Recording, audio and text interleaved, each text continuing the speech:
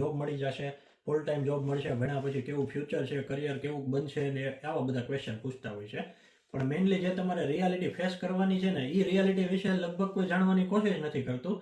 અને જો કોશિશ કરે છે તો રાઈટ ઇન્ફોર્મેશન નથી મળતી ઘણા કેસમાં. તો એવા ટોપિક ઉપર આજે મારે વાત કરવી છે. આપણે દાખલા તરીકે જો હું જર્મનીની વાત કરું ને, તો જર્મનીમાં લોકો મેજોરિટી પૂછે કે ભાઈ તારી સેલેરી કેટલી છે. એઝ એ એક્ઝામ્પલ હું એમ કહું કે હું દર મહિને 5,000 યુરો કમાઉં છું, તો 5,000 યુરો બધા એવું સમજે કે 5,000 યુરો મારા અકાઉન્ટમાં આવે છે અને એમાંથી મારા ખર્ચા જાય ને ખર્ચા બાદ કરતા મારી બધી સેવિંગ વધે એમ.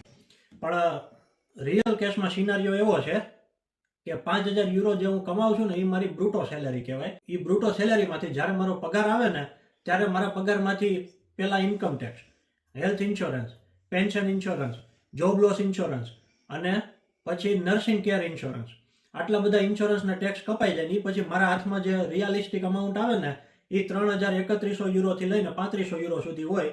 અને એ ડિપેન્ડ કરે કે તમે સિંગલ છો, મેરિડ છો, ચિલ્ડ્રન છે કે નહીં, આવા ઘણા બધા ફેક્ટર ઉપર ડિપેન્ડ કરે.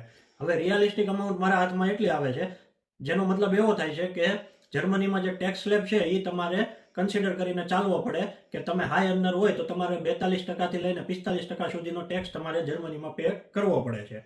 પણ આ મેઇન જે રિયાલિટી છે ને એ લગભગ લોકો મિસ કરી જાય છે. જર્મની આવ્યા પછી રિગ્રેટ કરે છે કે ઇનફ સેવિંગ નથી થતું એમ.